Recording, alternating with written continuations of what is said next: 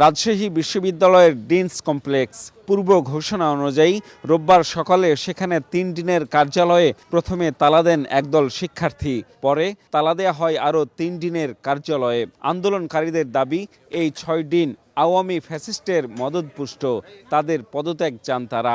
আমরা চাই যে এখান থেকে আওয়ামী ফ্যাসিস্টকে অপসারণ করা হোক, পাশাপাশি যারা অভ্যুত্থানের সরাসরি অন্যায়ের সাথে জড়িত ছিল, যারা অভ্যুত্থানের সময় যারা ছাত্র হত্যাকে যারা বৈধতা দিয়েছিল, আমরা তাদেরও বিচার চাই। তো আমরা চাই না, আরেক মুহূর্ত চাই না ওরা এই ক্যাম্পাসের এই দায়িত্বশীল জায়গায় থাকুক, আমাদের এটাই চাওয়া।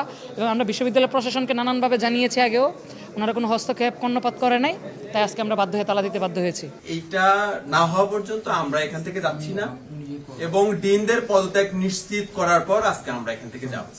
পরে রেজিস্ট্রার দপ্তরে যান শিক্ষার্থীরা, কর্মকর্তা কর্মচারীদের ভেতরে রেখে তালা ঝুলিয়ে দেয়া হয়। কিন্তু আমরা শুধুমাত্র ভর্তি পরীক্ষা সুষ্ঠুভাবে পরিচালনার জন্য বিশ্ববিদ্যালয় কর্তৃপক্ষ মনে করেছিলেন যে পরবর্তী নির্বাচন আয়োজনের আগে পর্যন্ত তারা দায়িত্ব পালন করবেন। সংশ্লিষ্ট দিন অফিসগুলো বন্ধ থাকলে এটা কিন্তু একটা বিশ্ববিদ্যালয়ের কার্যক্রম তো বটেই, বিশেষ ভর্তি কার্যক্রম একটা বড় একটা প্রভাব পড়বে। হ্যাঁ, এটা মানে দ্রুত এটা সমাধান হওয়া দরকার বলে। এরপর ভিসি ও 2 প্রভিসির দপ্তরে তালা দেন আন্দোলনকারীরা। এ নিয়ে কর্মকর্তাদের সাথে উত্তপ্ত বাক্য বিনিময় হয়। আমাদের কাছে আসলে কোনো আমরা একটা স্মারকলিপিও পাইনি বা কোনো এরকম লিখিত ফর্মাল কোনো অ্যাপ্লিকেশনই আমাদের কাছে আসেনি। এটা খুবই অনাকাঙ্ক্ষিত এবং অপ্রত্যাশিত। শিক্ষার্থীরা এসে বিশ্ববিদ্যালয়ের vice chancellor, pro vice chancellor, ট্রেজারের রুমে তালা দিবে, এটা চরম অরাজকতা, এটা কোনোভাবেই গ্রহণযোগ্য নয়।